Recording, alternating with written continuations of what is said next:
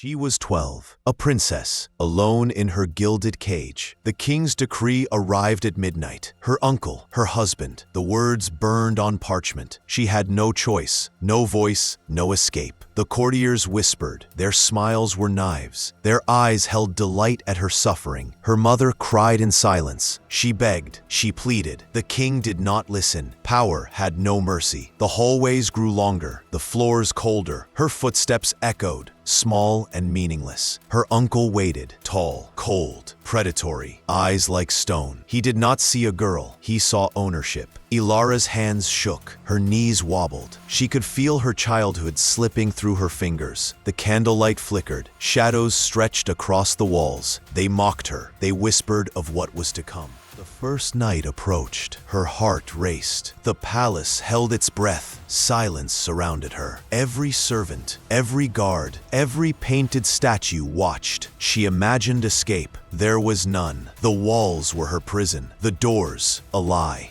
Even the wind outside was powerless to help. Her tears fell quietly. No one saw, no one cared. She whispered nothing, only waited. The moments dragged. Time itself seemed to pause, watching her suffer. Her uncle's smile was empty. The palace's eyes were full. She knew the horror had begun. And then, silence. A silence so deep, it screamed louder than any cry. The girl who had once been free, who had once laughed, was gone. Only Princess Elara remained, waiting, alone, trapped. The day came. The hall was filled with faces, all smiling, all waiting. She was led forward, 12 years old, a child in a woman's dress. Her uncle stood tall, calm, commanding. The king watched, approval in his eyes, no mercy. The vows were spoken. Her voice was barely a whisper. The crowd did not hear her fear. Her fingers trembled. Her body stiffened. She wanted to run. She could not. The room seemed to close in. Every painting, every statue, every polished surface reflected her doom. Her uncle reached for her hand. Cold, heavy, ownership in every touch. She flinched. The palace gasped, not for her pain, for the scandal, for the drama. The first night arrived. The bedchamber was silent, except for her shallow breathing. She tried to speak. Her words caught in her throat. She tried to resist. Her small hands pushed. Her body recoiled.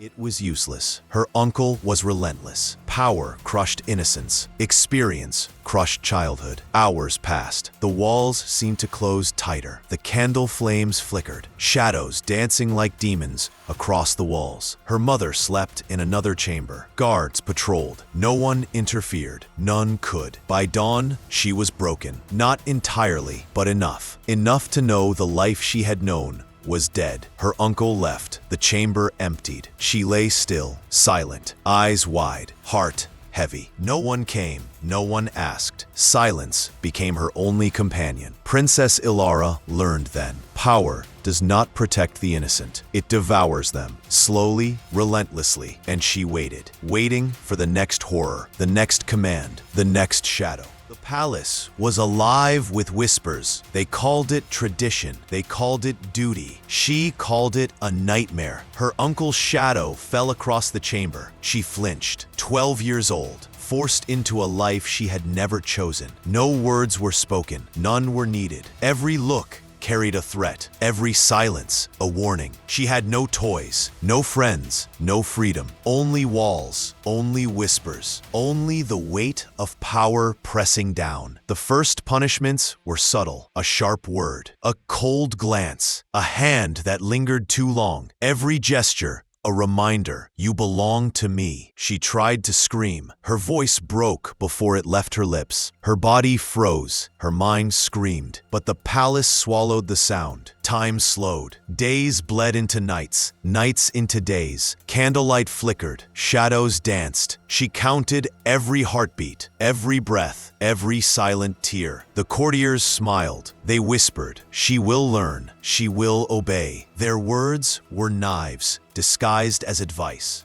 Her mother tried once more. Once. She begged. She cried. She offered herself. The king refused. Tradition was stronger than mercy, stronger than love. Elara learned quickly. Survival was silence. Survival was obedience. Survival was hiding inside herself, while the world demanded her soul. And then came the night of complete horror. Her uncle's eyes, cold and unyielding, his hands heavy with expectation, her bed no longer safe. She endured in silence. Each second stretched into eternity. Her mind became a fortress, her heart a cage. By dawn, she was left alone, not broken, but reshaped. A child no longer, but a shadow of herself. The palace watched, waiting for her next fall, waiting for the next tear, waiting for the next silent scream.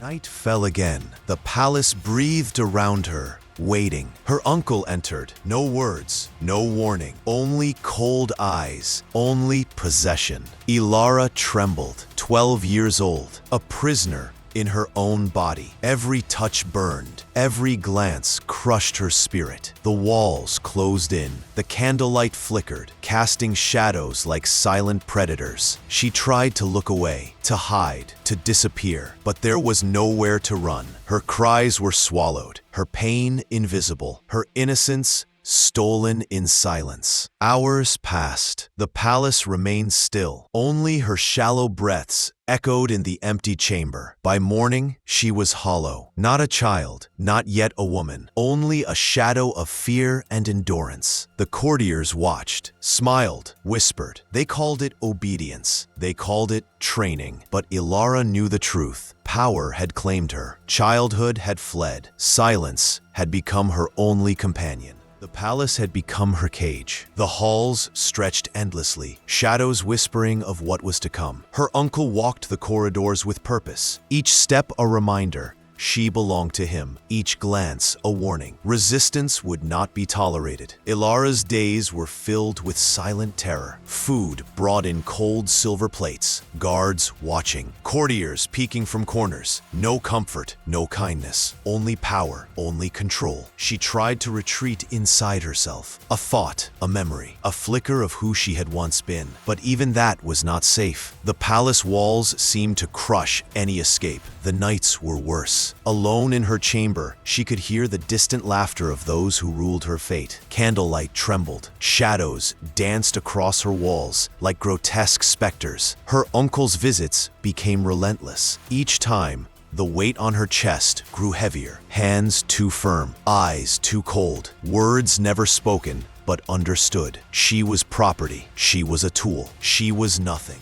Tears ran silently down her cheeks. She no longer screamed. She had learned that noise invited punishment, that silence was survival. The courtiers whispered behind closed doors. She will obey. She will break. They counted her suffering like one counts coins. Their curiosity was cruel, their delight darker than any blade. Her mother wept quietly, powerless to intervene. She watched the child she had birthed disappear under the weight of palace cruelty. Days bled into nights. Nights bled into endless shadows. Elara's body endured. Her mind fought. Her heart, trapped in a cage of fear, longed for escape that would never come. One night, she stared at the ceiling, tracing the cracks, counting the shadows. She whispered nothing. She prayed silently that one day the palace walls would crumble, but the walls did not crumble. They remained, watching, waiting, hungry. By dawn, she was left alone again, hollow, fragile, silent. The palace had claimed another piece of her soul. The palace waited. The shadows waited. The girl waited. Elara was 12, hollowed by fear, broken by power. Her spirit had fled long before her body. Her uncle's hand fell upon her once more. No words, no mercy, only cold inevitability. She lay still, her eyes wide, heart racing, breath shallow. Every second stretched into eternity. The courtiers whispered, "She will survive. She will obey." But even they sensed the end was near. Night after night, her screams had been swallowed by walls, her tears unnoticed, her pain invisible. And now the palace demanded finality. The candlelight flickered across her small frame. Shadows danced like silent predators. The air was heavy with inevitability. No one intervened. No one dared. Silence had become her companion, her prison, her sentence. She closed her eyes. One last attempt to escape in her mind. One last hope that death would be kinder than life. The dawn came, cold, merciless. The princess did not rise. The palace, grand and cruel, bore witness. A 12-year-old girl, forced into a marriage she never chose. A life stolen in silence. A body broken. A soul claimed. Her story passed unnoticed, whispered only in shadows. Power had triumphed. Innocence had vanished, and the palace carried on.